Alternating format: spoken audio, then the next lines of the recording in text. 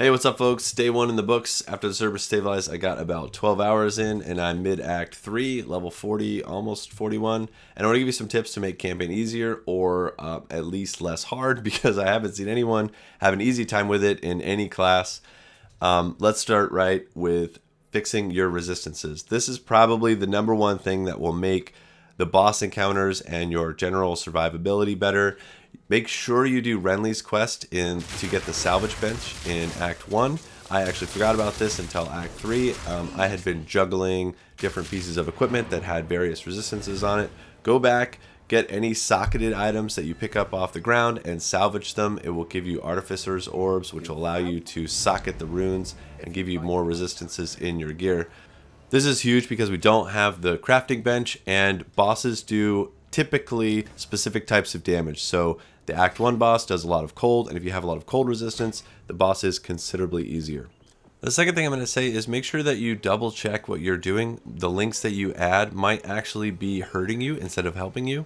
A few people that I've helped, when I looked at their links, they have something like Brutality socketed, but their crossbow maybe does 60% fizz and has some extra lightning. You're losing all of that lightning, and it's easy to miss because the game just feels slightly worse. You don't actually get a hint that you're not doing that damage.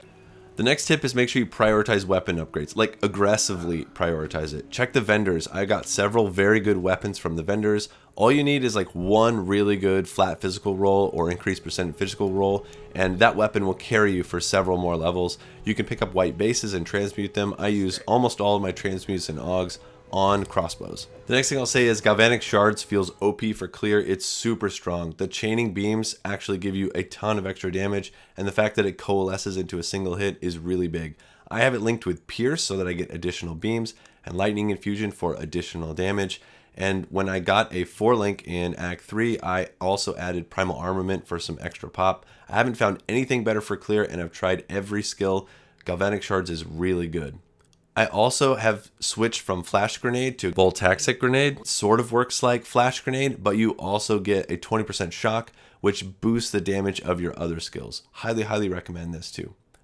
The next thing is, I haven't found the right time to switch to full ignite. I'm level 40 and I've tried to respec into ignite twice, but both times I wasn't able to hit the ailment thresholds yet. And I don't know if it's just overtuned or what, but I was having a difficult time reliably inflicting ignites. Even with high investment in increased ailment chance and ignition, it just wasn't working as well as I wanted.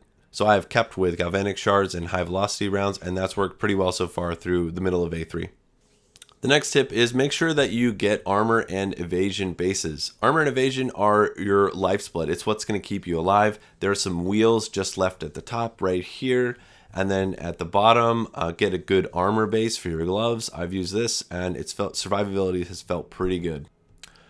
For First Ascendancy, I went with Explode and it feels amazing. I highly recommend trying this out. If you don't like it, you can always respec. I think I checked and it was about 2k gold. I think I convinced Palstron to go Explode too when he was doing his Ascendancy after telling him how good it felt.